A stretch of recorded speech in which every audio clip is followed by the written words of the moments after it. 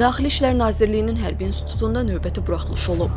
Daxili İşlər Nazirliyi Daxili Qoşunlarının Hərbi İnstitutunda 2024-2025-ci tədris ilinin buraxılışına əsr olunmuş təntənəli mərasim keçirilib. Tədbirdə Respublikanın Daxili İşlər Naziri General-Polkovnik Vilayət Eyvazov iştirak edib. Əvvəlcə Ümumilli lider Heydər Əliyevin və vətənimizin suverenliyi, ərazi bütövlüyü uğrunda şəhid olmuş xidməti döyüş tapşırıqlarının yerinə yetirilməsi zamanı canlarından keçən hərbi qulluqçuların və polis əməkdaşlarının əziz xatirəsi yad edilib. Azərbaycanın dövlətini səsləndirilib. Məzunların buraxılış mərasiminin Hərbi İnstitutun həyatında əlamətdar hadisələrdən biri olduğunu diqqətə çatdıran Nazir müavini Daxili Qoşunların komandanı General-Leytenant Şahin Məmmədov təhsil müəssisəsinin inkişaf yolu, maddi-texniki və tədris bazasının gücləndirilməsi istiqamətində görülən işlər və qarşıda duran vəzifələr barədə məruzə edib. Nazir Vilayət Eyvazov Daxili İşlər Nazirliyinin əsas struktur qurumlarından olan daxili qoşunların yarandığı gündən şərəfli xidmət yolu keçdiyini vurğulayıb. Azərbaycan ərazi bütövlüyü uğrunda gedən döyüşlərdə ölkədə sabitliyin, ictimai təhlükəsizliyin təmin olunmasında onun mühüm rol oynadığını diqqətə çatdırıb.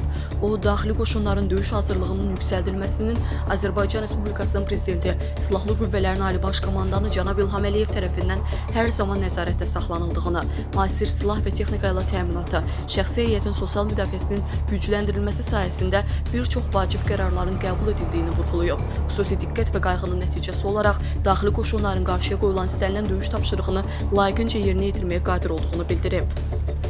General-Polkovnik Vilayət Eyvazov Silahlı Qüvvələrin Ali Baş Komandanı Cənab İlham Əliyevin rəhbərliyi altında möhtəşəm qələbə ilə nəticələnən Vətən müharibəsində daxili qoşunların hərbi qulluqçularının ön cəbhədə qəhrəmanlıq və vətənpərvərlik nümunələri göstərdiyini, onların arasında Hərbi İnstitutun məzunlarının da olmasını, bu təhsil müəssisəsində kursantların dövlətə, xalqa, hərbi anda sədaqət ruhunda formalaşmasında əzmkar fəaliyyətinin əyani təsdiqi kimi dəyərləndirib.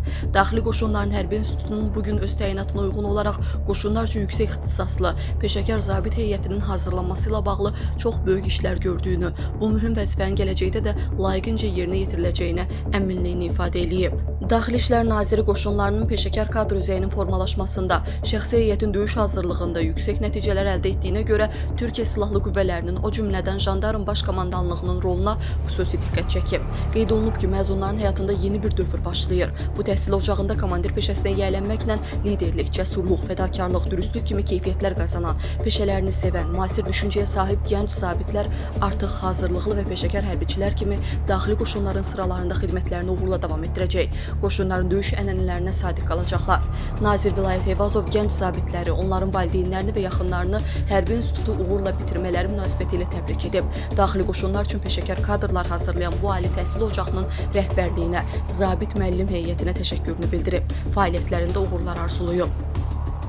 Kursant Çingiz Cəfərlioğullara göstərilən diqqət və qayğıya görə ölkə başçısına, Daxili İşlər Nazirliyi rəhbərliyinə və Hərbi İnstitutun zabit müəllim heyətinə minnətdarlığını çatdırıb. Gələcəkdə peşəkar zabit olacaqlarını, vətən, dövlət və xalq qarşısında vəzifələrini layiqincə yerinə yetirəcəklərini, hərbiçi şərəfini hər zaman uca tutacaqlarını bildirib. Sonra döyüş bayrağı 3-cü kursun kursantlarına təhvil verilib. Gənc zabit Cəfərli yaş kötüyünə rəmzi xatirə lövhəsini vurub.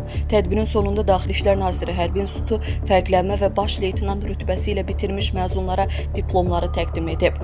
Sonda gənc zabitlər təntənəli marşla tribunanın qarşısından keçiblər.